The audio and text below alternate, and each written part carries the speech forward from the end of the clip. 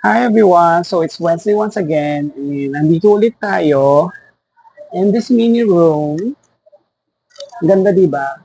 And look at the view. It's against the light. So mamaya na lang siguro. Anyway, so I'm gonna show you my new outfit for today. It's actually a combination of okay, my outfit for today is combination of old, new, and something in between.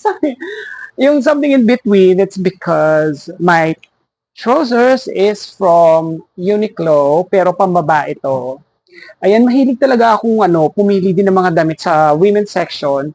Dalawa yung binili ko nito actually kasi feeling ko ito medyo masikip sa akin. Feeling ko lang naman, pero actually looking for something na mas loose pa sana. So, bumili ako ng large. It's the same color, same sila, pero mas malaki lang yung isa. And this one, the gray shirt, that you're seeing now, this is actually repurposed. T-shirt dati ito. I bought it from Topshop sometime 2010 pa yata. So it's been 15 years. Tama ba yung bilang ko? 2010 ko siya binili. If I'm not wrong, nasa UK pa ako noon. The thing is, kaya ko siya kinat na kasi hindi ko na sila sinusuot. Pero sayang naman, kung itatapon ko sila, maayos na maayos pa sila. It's just that hindi ko na sila kasya. Kaya sinasabi kong sila kasi tatlo to.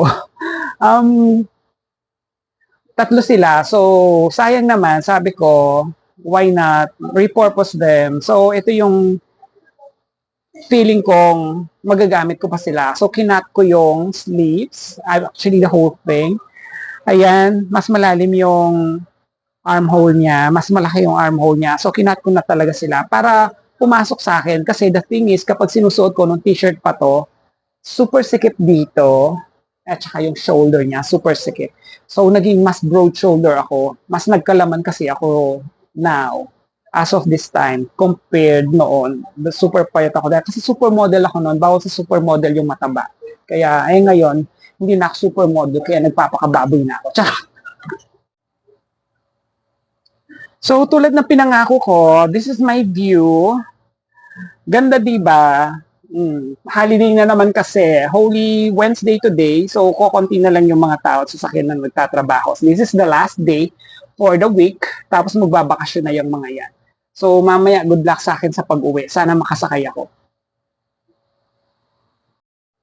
So, anyway, I'm ready for my class. Nandito na yung ibang estudyante ko. I'm gonna start early para matapos din kami ng maaga. Habol na lang yung iba. So, ito nga pala yung kilay na ginawa ko. Let me just remove my glasses para makita nyo. So, ayan, ang kilay ko. Actually, hindi ko na masyadong makita kasi malabo talaga ang mata ko and it's blurred. As I'm seeing my face right now, blurred ang nakikita ko talaga. So, ito lang yung gamit ko, yung Sky ko. Double tip ito. And careful lang kayo para hindi masyadong sumobrang kapal naman. Pero ako kasi medyo gusto ko yung makapal na kilay. Medyo madumi na nga kasi may tumubo ng buhok here. So I have to, magpapaayos na ako ng kilay.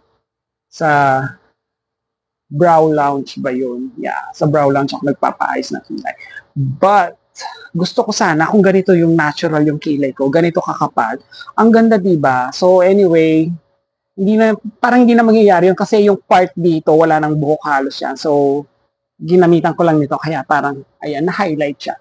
So, bili na kayo. Hindi ako endorser nito ha, binili ko to. Pero, okay, it's time for me to go. I'll see you once again. Magtuturo na ako. Bye!